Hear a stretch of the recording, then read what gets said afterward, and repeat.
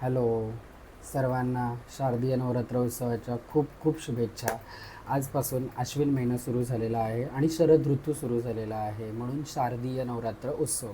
आजचा आपला विषयही यालाच अनुसरून आहे की नवरात्रामध्ये बऱ्याचदा उपवास करतात, बऱ्याच महिला उपवास करतात. तर हे उपवास करताना तुम्हाला कोणत्या प्रकारची काळजी घ्यायची आहे याच्याबद्दल आज मार्गदर्शन करणार आहे.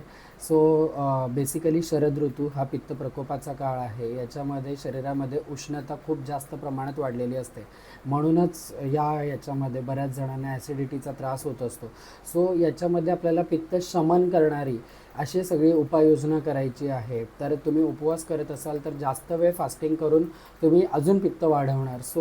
उपवास करताना तुम्हाला 2-2 फ्रिक्वेंट मील छोट्या छोट्या तासांनी छोटे छोटे आहार हा डिस्ट्रीब्यूट करून तुम्हाला हे करायचं आहे, खायचं आहे.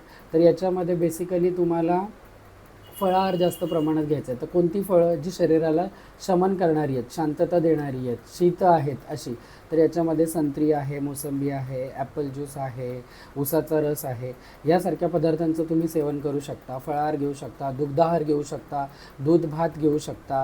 राजगिऱ्याचे लाडू जे की कमी उष्ण आहेत तर तुम्ही त्याचं सेवन करू शकता. साबुदाण्याची खिचडी तुम्ही अवॉइड करा, कारण साबुदाणा हा पचायला जड आहे आणि पित्त प्रकोपक आहे. तुम्ही याचं सेवन थोडं कमी करू शकता. दह्याचं सेवन हे कमी करू शकता, कारण दही हा उष्ण आहे आणि अभिषंधी आहे. दह्याचं प्रमाण कमी करून तुम्ही त्याच्या जागी ताक, छास हे तुम्ही हे करू शकता, पिऊ शकता. गुळपाणी तुम्ही घेऊ शकता. दुधाचा चहा तुम्ही अवॉइड करा, जास्तीत जास्त अवॉइड करा. याच्याने पित्त प्रकोप होतो. त्याच्या बदल्यात तुम्ही कोरा चाय किंवा काळी चाय जे आपण बोलतो ती तुम्ही पिऊ शकता. रात्रीच्या जेवणामध्ये तुम्ही मुगाच्या डाळीची खिचडी उपवास हे करण्यासाठी, सोडण्यासाठी, किंवा पालेभाज्यांमध्ये तुम्ही मेथीची भाजी, शेपूची भाजी किंवा पालक यासारख्या भाज्यांचा तुम्ही समावेश करू शकता. अजून काही गोष्टी सांगायच्या झाल्याच तर याच्यामध्ये बऱ्याच जणांचं असं असतं की आज एक भाजी खाल्ली तर कंटिन्यू ती एकच भाजी खायची. असं कुठे लिखित किंवा असं हे नाही आहे, मेन्शन नाही आहे.